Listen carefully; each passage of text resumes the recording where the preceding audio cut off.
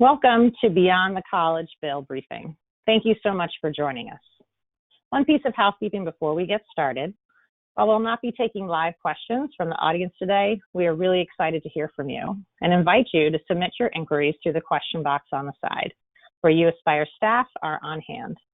For substantial questions for any of our panelists, we'll be responding on the webinar, after the webinar in further detail. uAspire is a nonprofit that specializes in college affordability. We advise over 10,000 students a year to navigate the complexities of how to pay for college. We train over 3,000 practitioners a year of how to support their students to do the same. And we impact policy and systems change to reduce barriers for students to afford their post-secondary degree. Brendan Williams and I are thrilled to be here today with Congresswoman Ayanna Pressley, student experts Junie Arsene, Debbie Matasud, Ruby Portillo, as well as policy experts Tiffany Jones and Carrie Welton. During our time today, we're going to take a closer look at why our nation's college affordability and equity challenges cannot be solved without addressing cost beyond tuition.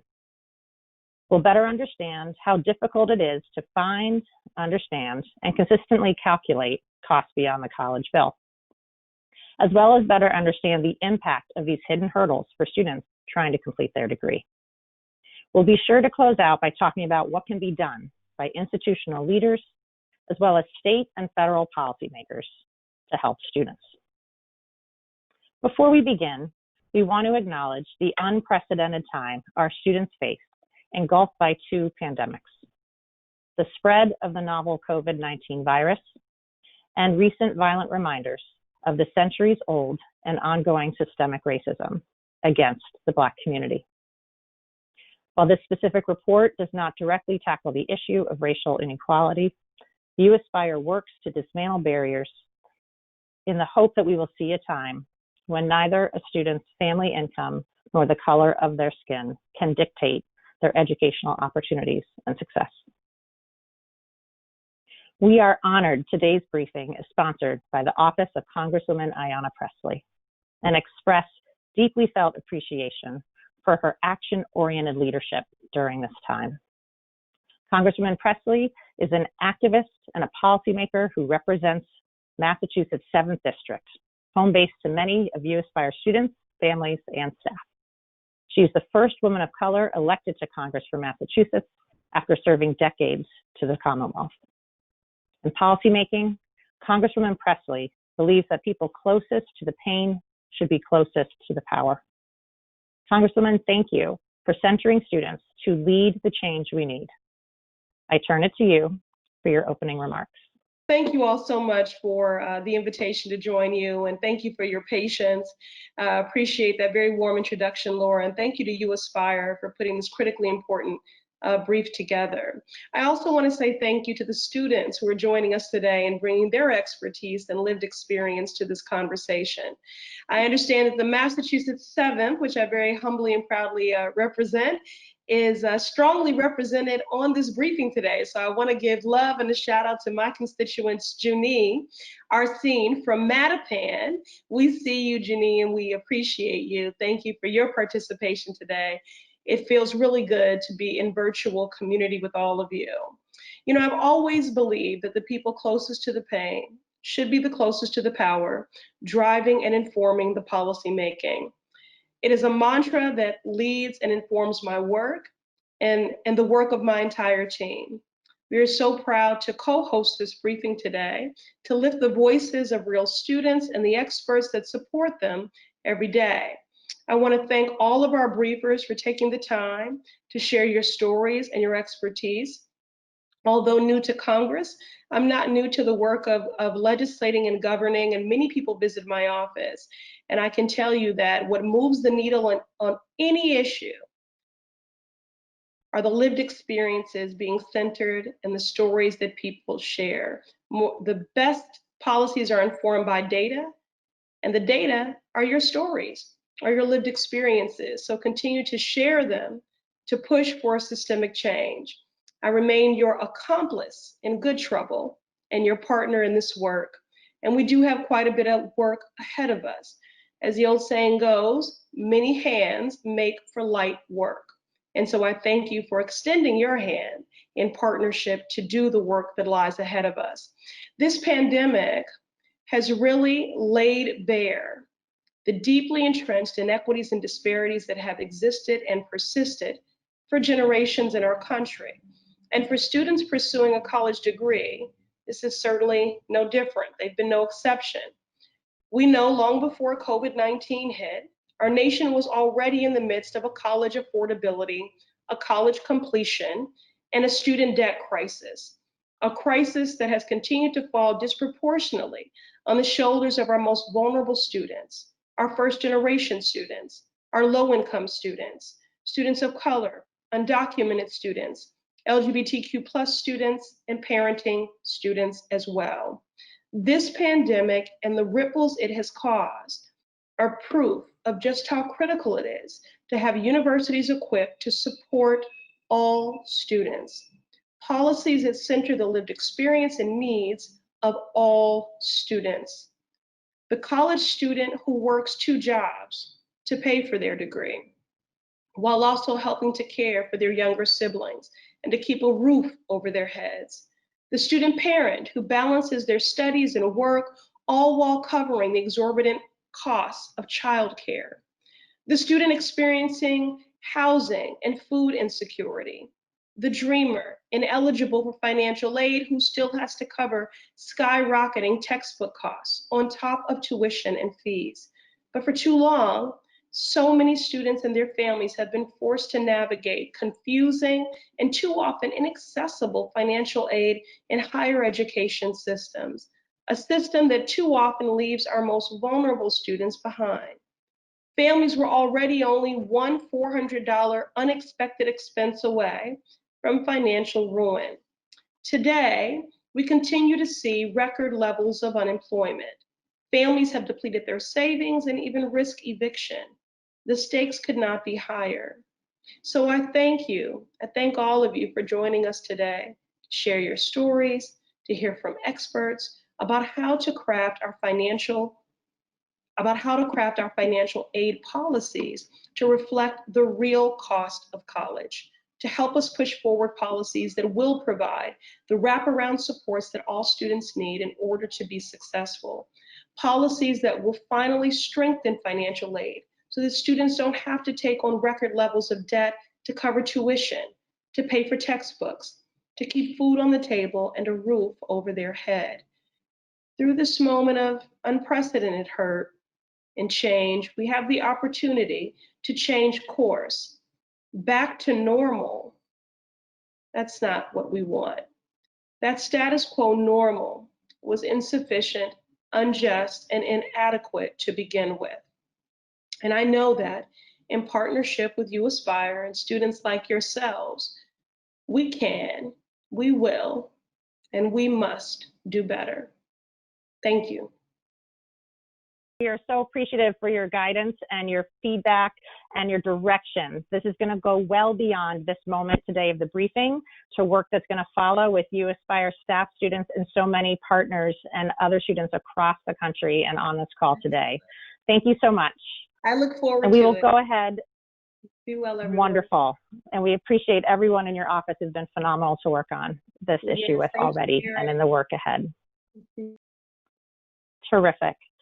Thank you. At this point, we're going to shift to sharing a bit of the research from the Beyond the Bill report. And as Congressman Presley already mentioned, it is vital that we focus on costs beyond the college bill because they are hard to predict for students. They are critical for their success. We see it in national data where non-tuition costs based on NPSAS comprise over 50% of the cost of attendance for students to go. And it's not possible for students to work their way to cover these costs. Average undergraduate federal work study jobs cover only 19% of these non-tuition costs. And the students are telling us from their experience that this is vital for their success.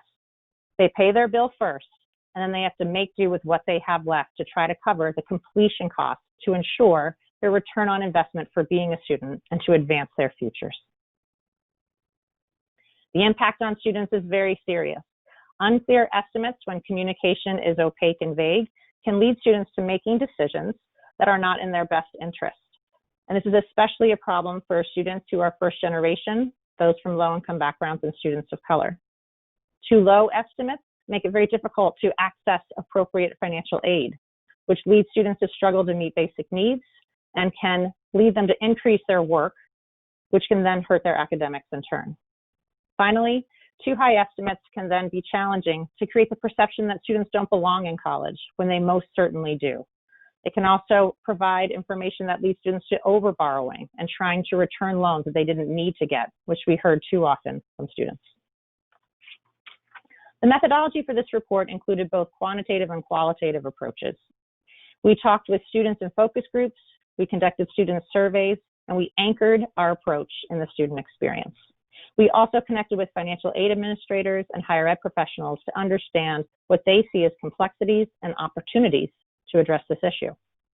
Finally, we took a data-driven approach as well. We reviewed some of our financial aid offers from our uAspire data set, as well as conducted analysis deeply on 820 websites in 5 states: California, Massachusetts, New York, Pennsylvania, and Texas. At this time, I'm going to hand it off to Brendan Williams.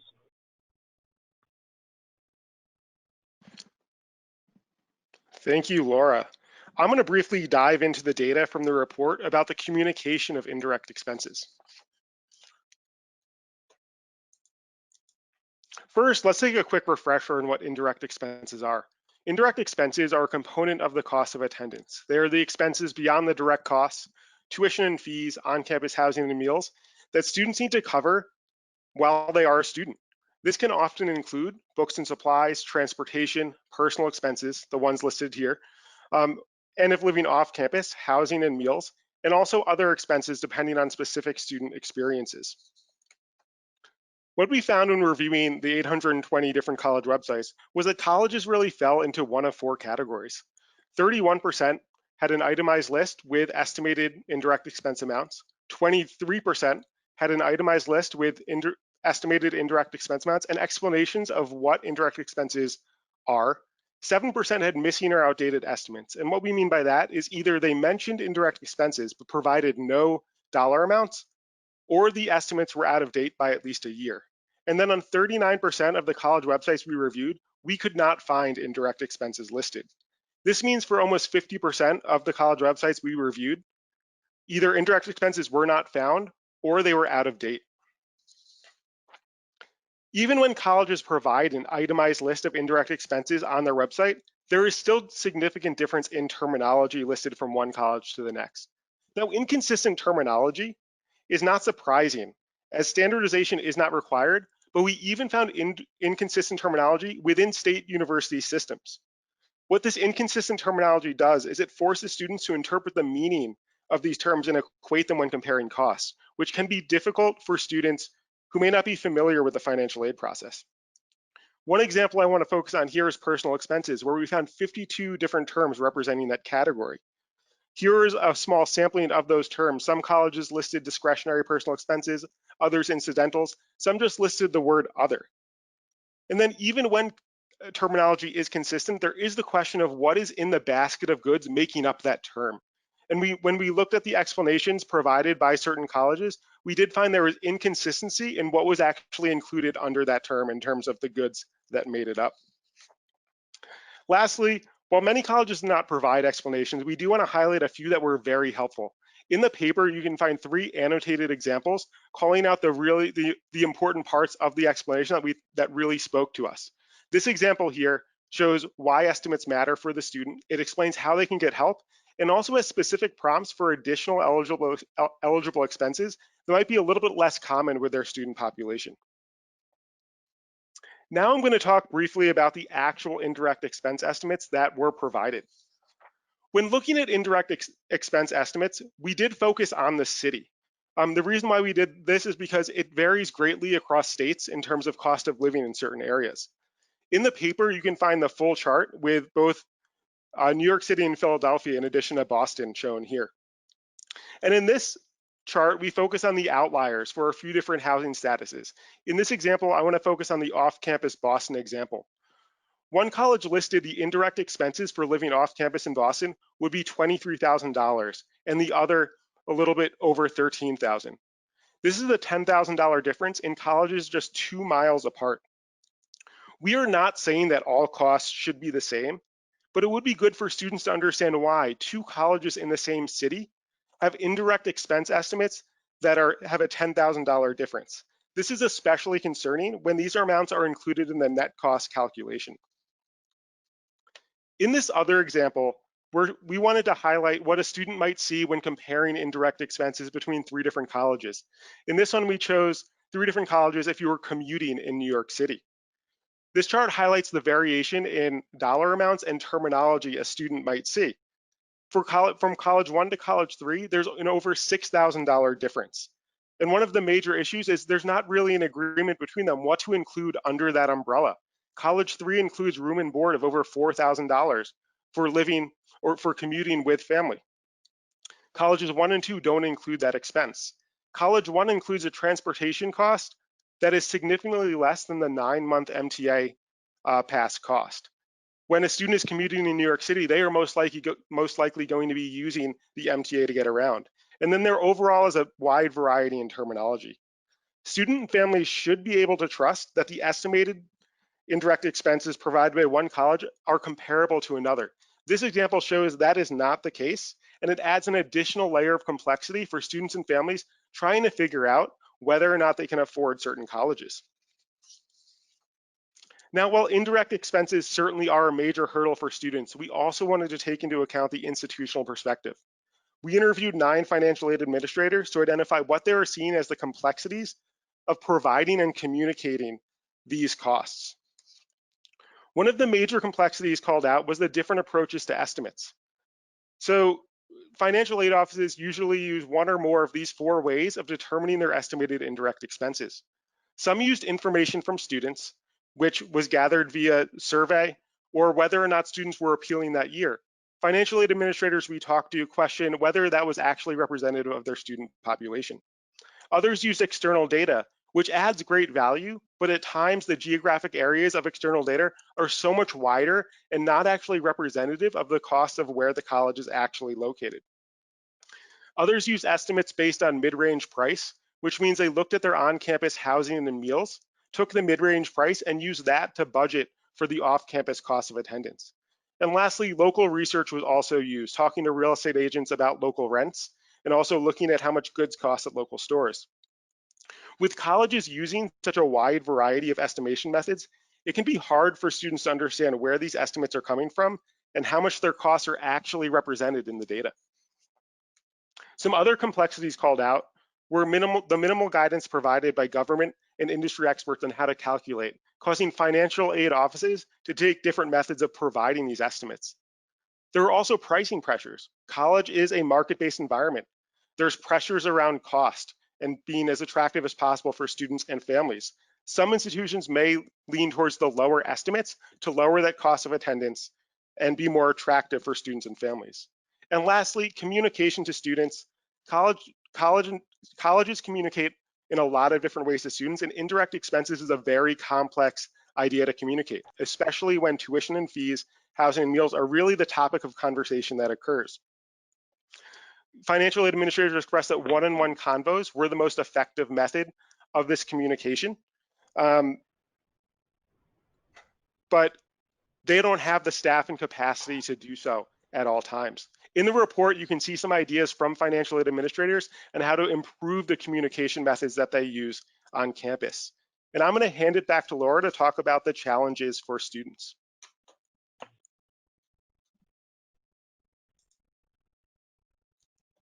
Thank you, Brendan. So as Brendan shared about how hard it is to find and understand indirect expenses, and that the calculations then of these don't always add up, it creates considerable stress for students. 51% of the students we surveyed said that they needed to pay more on indirect expenses than they had anticipated. And the difficulties for this create overwhelming stress.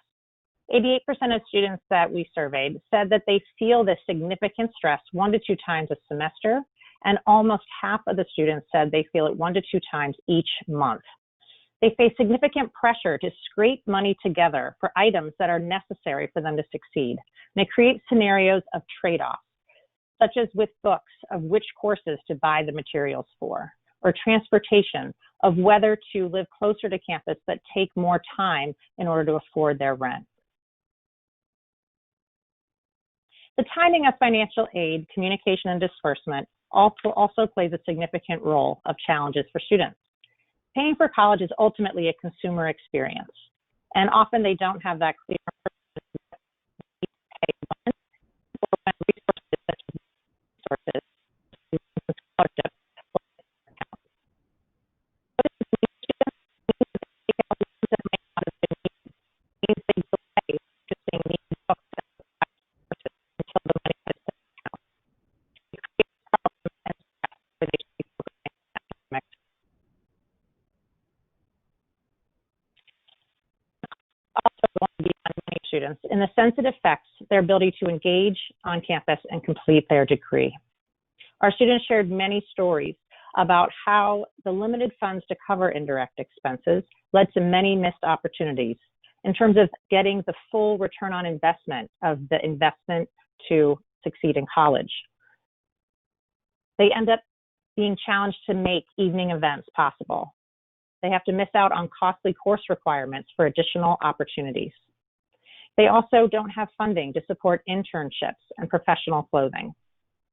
And they miss out on building social capital as well as professional networks by being engaged on the college campus. Secondly, our research also showed that 42% of our students shared that their concerns for covering indirect expenses affect their confidence in their ability to complete their degree. For students from low-income backgrounds, considerations about how to cover these costs is a regular, ongoing decision. And it really challenges them to commit if they can afford to stay enrolled semester over semester. What also happens is that life happens, perhaps a car repair, perhaps a medical expense. And we heard very clearly from students that navigating these unexpected expenses is very challenging because they don't have a safety net or a savings account or somewhere to draw $300 or $400 for something that comes up. This data helps show the gambles that students make and more detail on the trade-off. As you can see, moving from the bottom of the graph to the top, students start with reducing their ability to get to campus, and they cut back first on transportation. But when they need to get to campus pre-COVID, they then have to think about other ways to cut back. And those cutbacks relate to their educational materials, they relate to their eating habits and their food, as well as their engagement on campus. In other ways, where students don't cut back, they increase their work and their jobs that they need to do in order to earn the money to cover these costs. We found good news that institutions can help ease the burden. These are important strategies that can help students, but it depends upon where students are if they're fortunate enough to get the supports they need. This is not a systemic solution, but every bit makes a difference.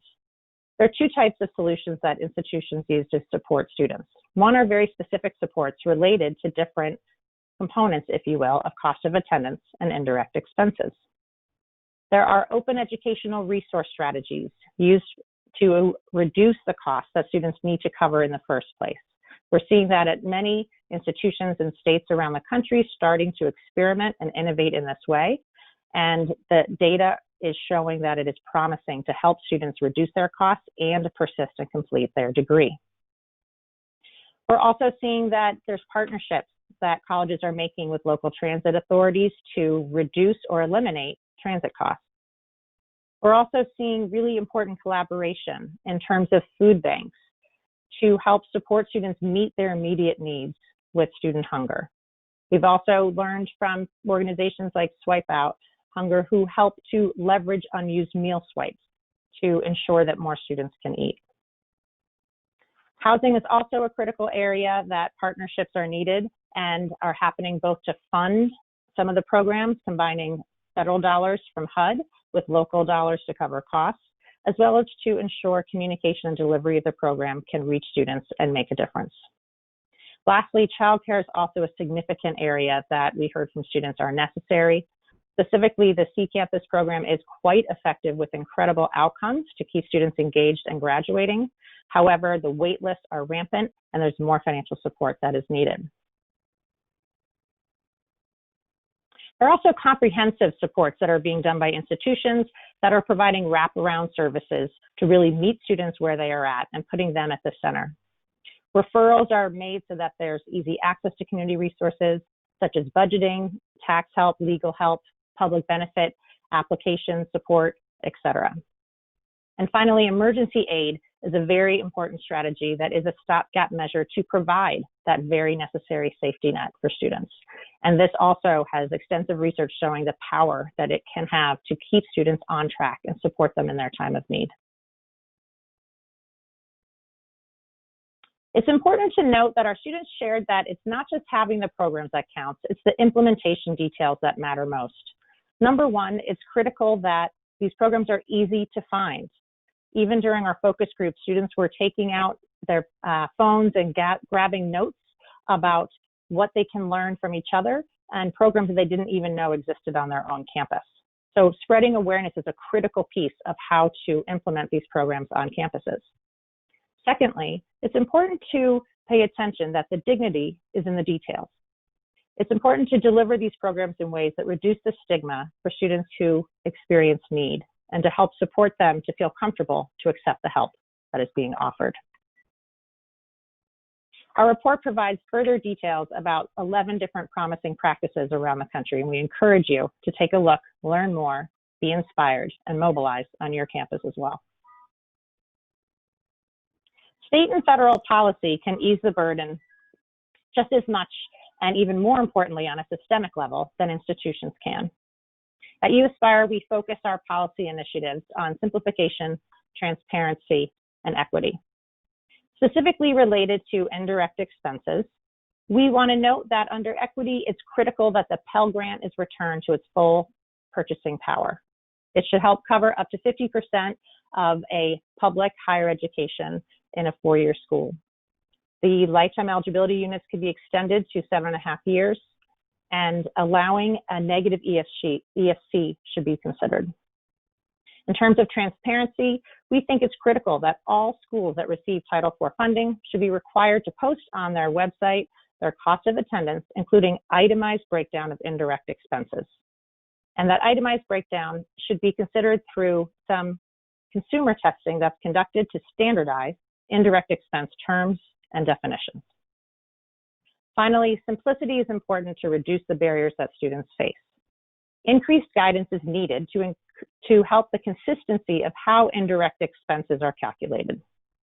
While we know it's not a one-size-fits-all and geography and other elements take place, improved guidance can reduce the significant variability we've shown in the report. Finally, federal and state means-tested benefits are a potential source of aid for students struggling to meet their indirect expenses. Interagency data sharing could streamline the benefits applications.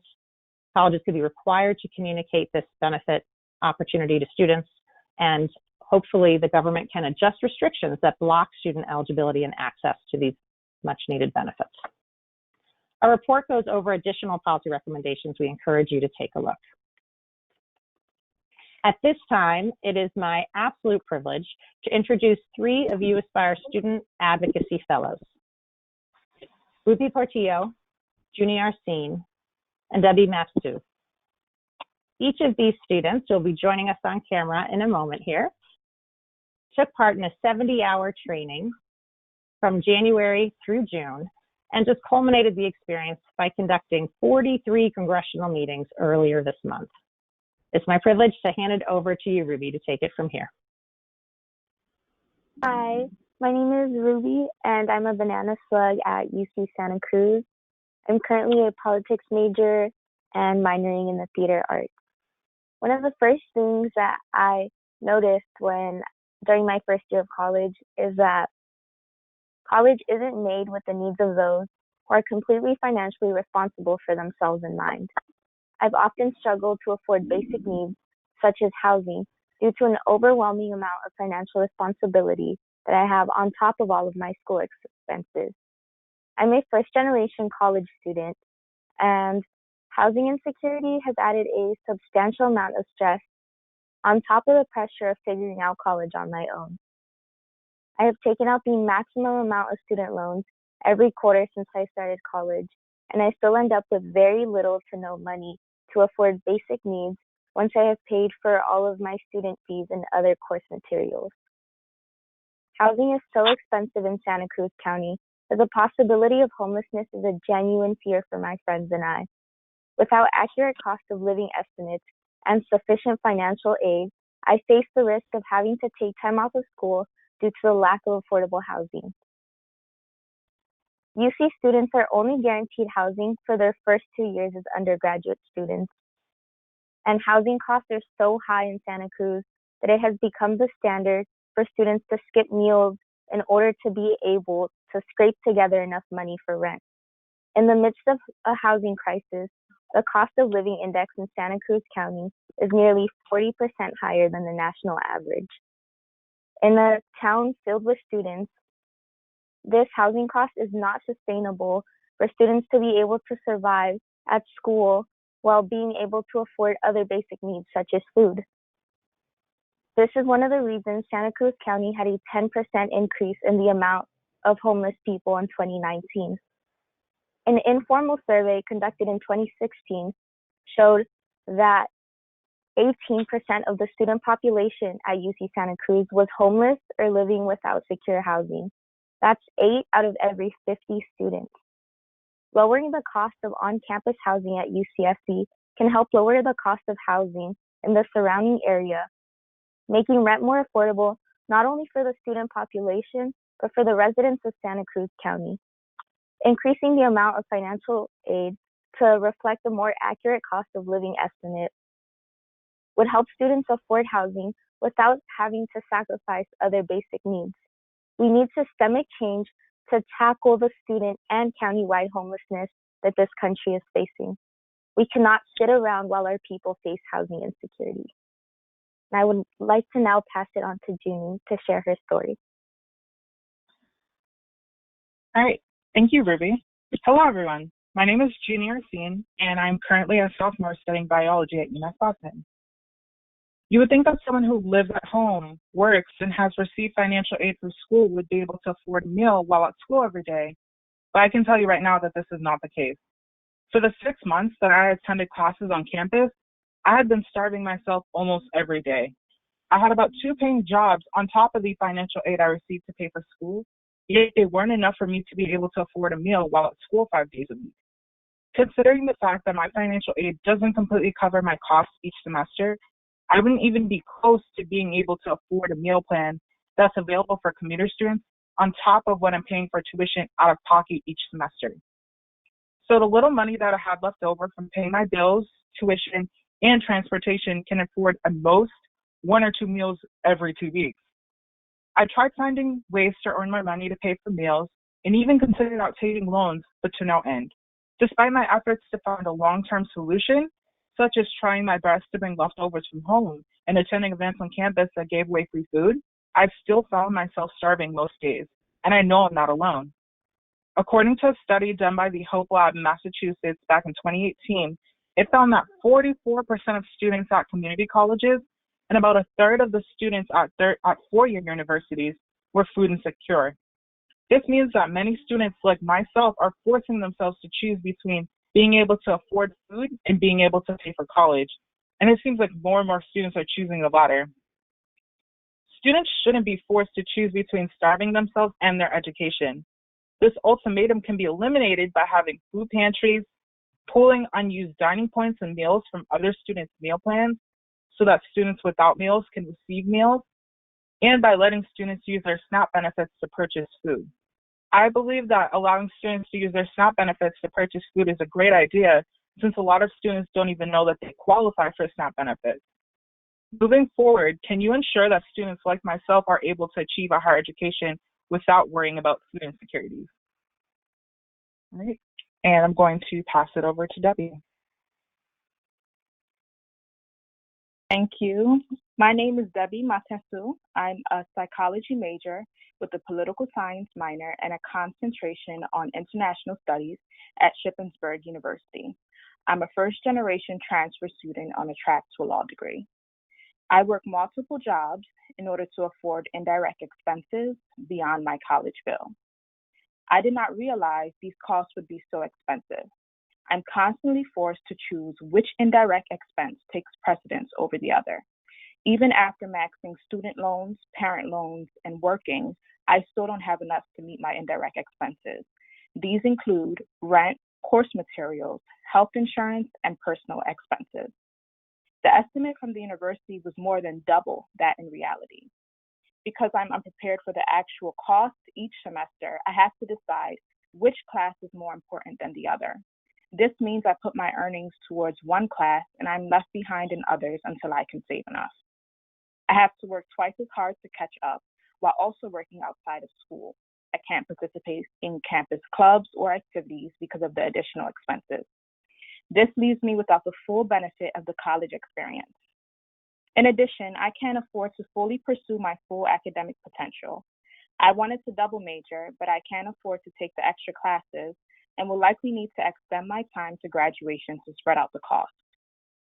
Inaccurate estimates and poor communication of these costs is a problem that plagues many students like me. NASFA notes that indirect expenses, especially at public colleges, are the primary barriers to student success. They urge an improved approach to funding students' living expenses. uAspire's recent report found that even within a half-mile radius, estimates for living expenses varied as much as $15,000 in Pennsylvania. Students like me need more accurate estimates to understand and prepare for the costs we will actually face.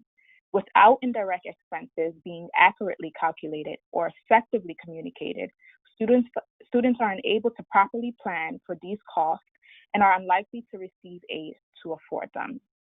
Unexpected costs beyond the bill create a domino effect that can derail students from obtaining their degrees. Indirect expenses must be accurately calculated and effectively communicated to students as part of the cost of attendance for all colleges. Thank you for listening to my story. I would like to hand it back to Laura for questions. Thank you so much to all three of you. And before we switch to the policy experts, we'd love to hear your quick thoughts on what you would tell your college president about how they could help you better cover indirect expenses next year. Ruby, how about we start with you? My piece of advice to college presidents would be to include the cost of food in the surrounding area in the indirect cost of college, because one thing that I personally wasn't prepared for was the expensive groceries in Santa Cruz County. The cheapest grocery store I have that's accessible to me through the bus is Trader Joe's, and typically that's a more expensive grocery store here in Los Angeles, and that's the cheapest one that's available for students that don't have car transportation. So I would definitely add that to the list of costs at college. What about you, Junie? I believe that college presidents should work towards building towards those things I mentioned earlier, as in like the food pantries and the helping roll out SNAP benefits on campus, and just working towards providing more for students, especially those who are starving on campus. What are your thoughts, Debbie? I think it's crucial for them to be transparent and promote transparency. They need to ensure that they are thoroughly communicating to students about all the expenses that they will have, no matter how small. They can do this through various platforms like texting, email, and websites. Also, it is vital for them to break down the silos between financial aid and other departments. Faculty need to be trained on the intricacies of financial aid so that students can successfully navigate to afford their degrees. And last but not least, I think universities should also offer financial aid workshops and train its officers in financial aid so they can in turn teach students. And if they can, they should make it a long-term goal to make course materials open access at no additional cost, including making course materials available to rent or borrow. Fantastic. We always learn so much from our student fellows. Really appreciate Ruby, Junie, and Debbie with being with us today. At this time, I would like to introduce our policy experts, Tiffany Jones, the Senior Director of Higher Education Policy at the Ed Trust, and Carrie Welton, the Director of Policy at the Hope Center for College, Community, and Justice.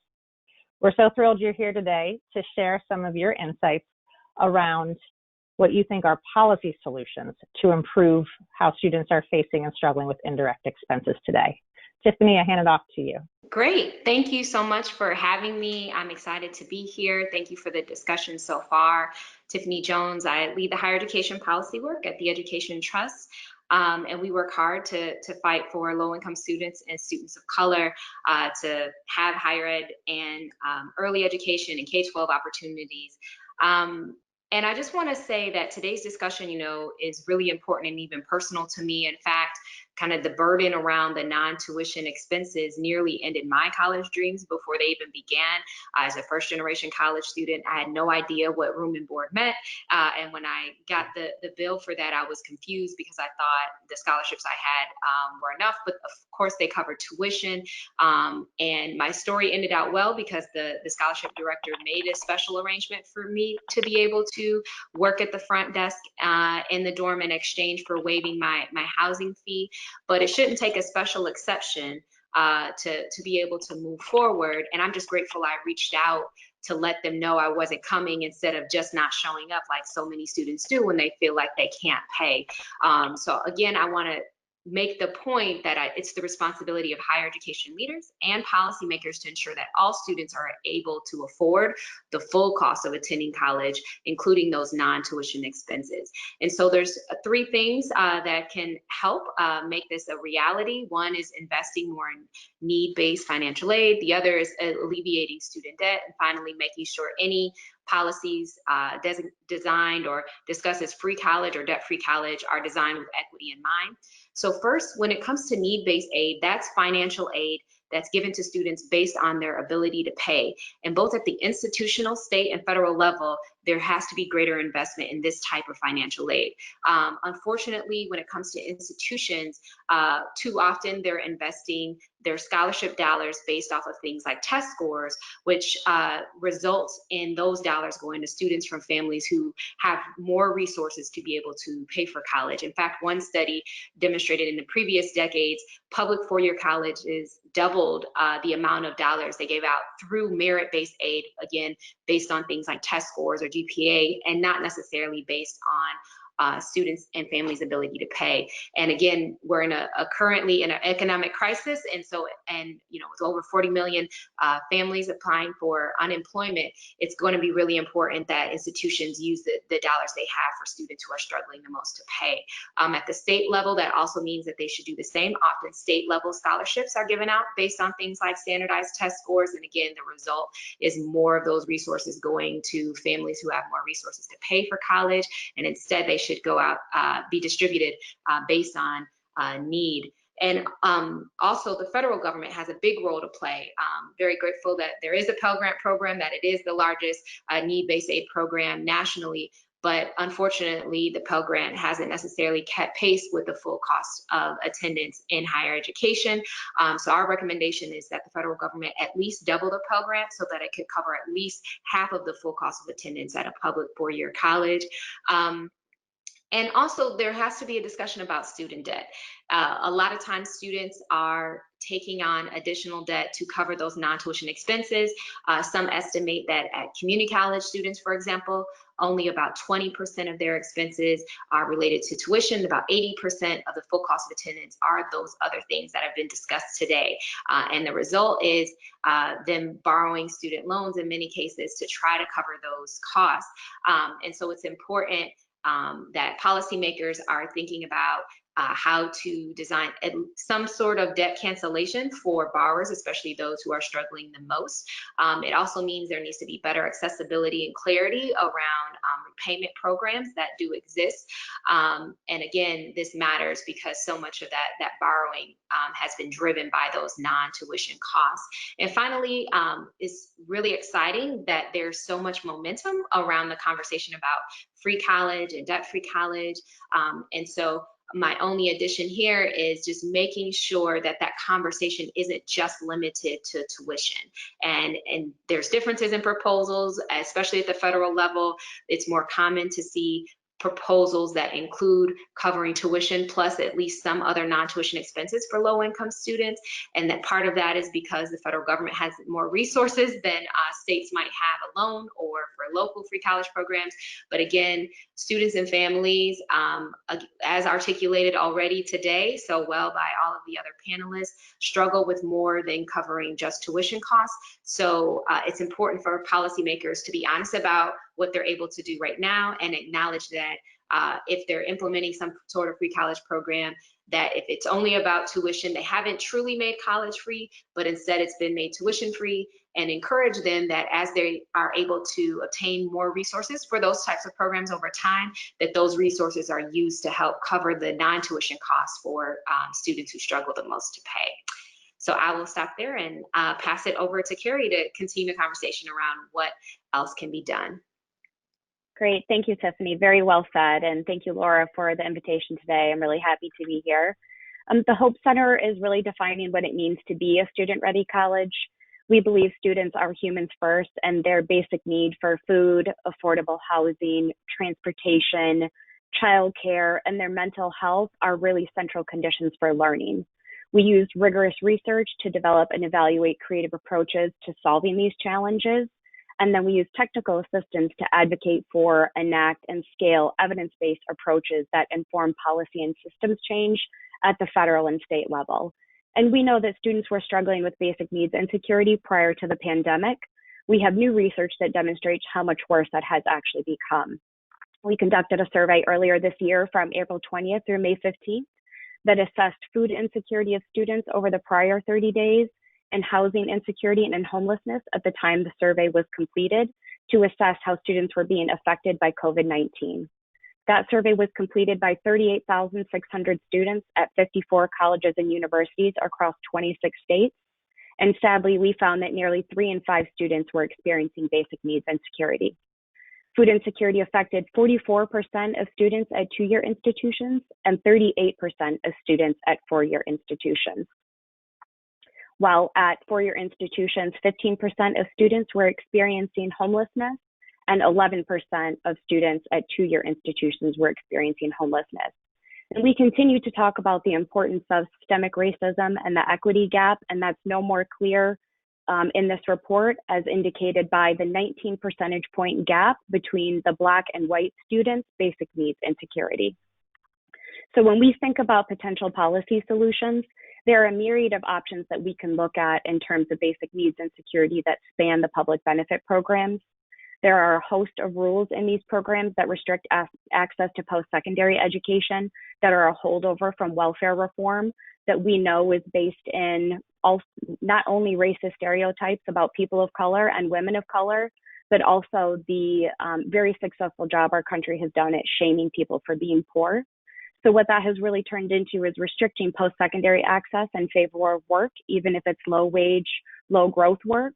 And these public benefit programs have significant opportunity at both the federal and state level to treat education greater than or equal to work to really improve the economic mobility of students, particularly those from low-income communities and from communities of color.